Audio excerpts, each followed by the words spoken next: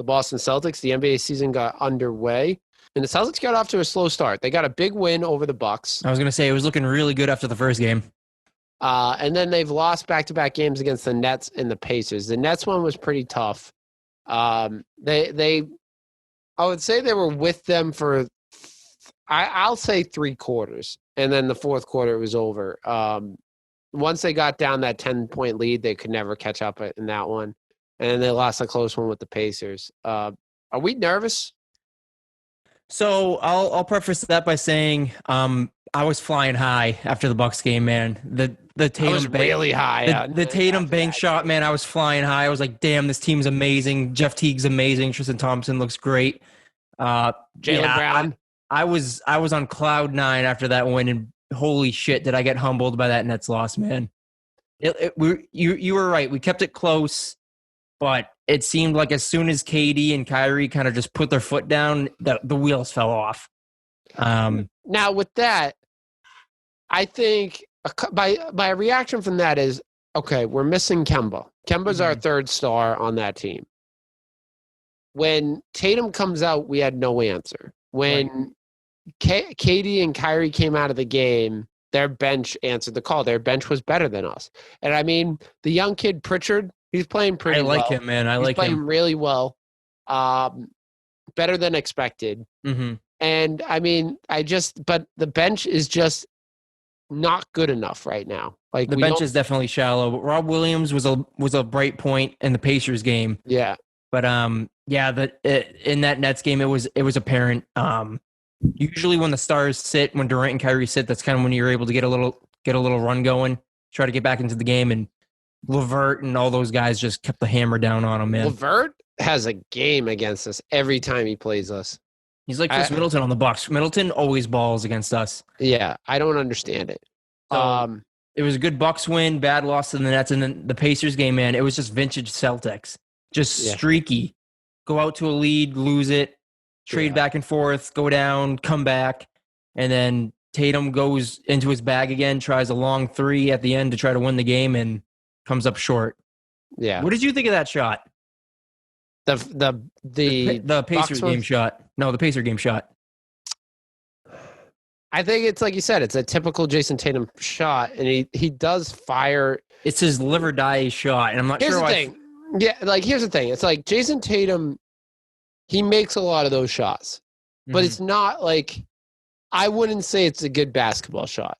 I think I think especially when it's a 1-point game, it's like there's no need to fire up a 3. I feel like depending on the situation, makes it a better or worse shot. When you're down 1 and you've built this comeback on the paint, I don't understand why you don't just drive the lane and try to get a layup or a higher percentage shot. Here's the thing. When you're down by 1 and you need a bucket, my philosophy always is in basketball, and this is like, I teach this to kids when I coach, we're down by 1 or even 2, I'm driving to the paint. Mm-hmm. I'm getting fouled. I'm taking a layup. I'm going up strong. And that's what they did in the Toronto series with Kemba. They had Kemba put his head down. Right. He got fouled. They didn't call it, but he got fouled, and that would have won them the game. Right. I just feel like when you're down by 1, now if you're down by 3, that's a different story. You need to take it. You have to take it. You need to take that shot. And is it, he does a lot of like dribble hesitations and step backs and stuff like that. And that turns into kind of like a terrible shot. But when you're down 3, I get it. You got to make that shot. But when you're down 1. And everyone knew exactly what was going to happen too. Right. Down the ball. And as soon as he didn't make a move towards the basket, I'm like, he's just going to jack up a 3 here. I guess Jason Tatum's your guy. Like, you need to have him taking the last shot. Right. But I almost rather have Jaylen Brown take the last shot. I also wouldn't mind if Brown was taking that shot. Like, he drives to the basket, arguably he's aggressive, better. Man. He's aggressive. He fights to the hoop, and he has a good stop. Like, he has a good dribble hesitation. So, like, he developed it better last year, and he's really good now. Like, he can drive full speed to the hoop, stop on a dime, and take that little, like, 5-foot jump shot. Mm-hmm. In that situation, that's what you need. So, honestly, from what I've seen, and I know he made the one against the Bucks, in a 1-point game, I honestly would rather. I'd rather him not take that shot in a 1-point deficit. No, I'm saying I'd rather Jaylen Brown take that last shot driving to the hoop. Gotcha. No, wow, 100%. I mean, and it's just a bad shot in my opinion. And other people. It's a shot he can make. I just don't like the situation he used it in. Right, you're down 1. You just need a bucket. You're down 1. They're. I'm not saying they were expecting him to do it, but like common sense says, all right, they're gonna drive to the basket. Let's protect the paint. And you don't even attempt to make a motion towards the paint. And if you get fouls and you miss the shot, you have 2 chances to tie. Right. Like I'm looking at trying. Like Giannis. Giannis did the same thing. Right. I'm trying to win it, but at the same time, I always say like, you win games by putting the ball in the hoop. Mm-hmm. It's easier to score the closer you are to the hoop. Mm-hmm. And that was a deep 3 too. That's a deep bat. I don't agree with that shot. So I would say in that situation, I think we're both in agreement. I'd rather him drive to the hoop, and maybe that's something that he needs to develop, and that comes with time of him getting more and more game-winning shot like attempts. But he's just got to have like Kobe. Like Kobe's one of his like number one inspirations. Kobe would take the mid-range jumper if he was down 1. Like he would be smart enough to drive in and take that. Yeah. Maybe a fadeaway. Yeah, maybe a fadeaway, but it's a mid-range fadeaway that I think he's going to make 90% of the time. So I'd rather him take that shot. I agree. With that being said, James Harden had a heck of a day in his first game. He had like 40-something points. Does this couple losses in a row kind of make you start thinking, do we need Harden to get over the hump? After the Bucks game, I was completely against Harden. After the Nets game, I was like, okay, maybe. He definitely gets us over the hump. He definitely makes us better. It's just dependent on the price tag. Yeah. I'm not willing to give up Tatum. I'm not willing to give up Brown. Maybe even Smart. I don't even know if I give up Smart. Yeah. But if there's a trade to be had outside of those 3 guys, I'd listen to it. Yeah. I mean, Harden doesn't make you worse. And I'm not saying he completely closes the gap on the Nets, but he definitely makes it closer. Add Kemba, maybe you're there. But I'm definitely more open to it right now than I was after the Bucks game. The thing about Harden and the Harden trade, people are like really dead set, which I don't understand. A lot of Boston sports people, they think that it's foolish to just decline the trade without hesitation, putting Jaylen Brown in it. They compare him to the Al Jefferson trade back when we got Kevin Garnett. And, they think it's crazy that we don't trade for this superstar right now. In my opinion, Kevin Garnett fit the hole that the Celtics needed more than what the James Harden's filling. The Kevin Garnett was a grizzled veteran, big guy who rebounded, played defense, and won the Defensive Player of the Year award that year, and also could make the game-winning shot if he needed to. James Harden's a scorer. He's a passer too. He's been known to pass the ball pretty well. But he makes shots.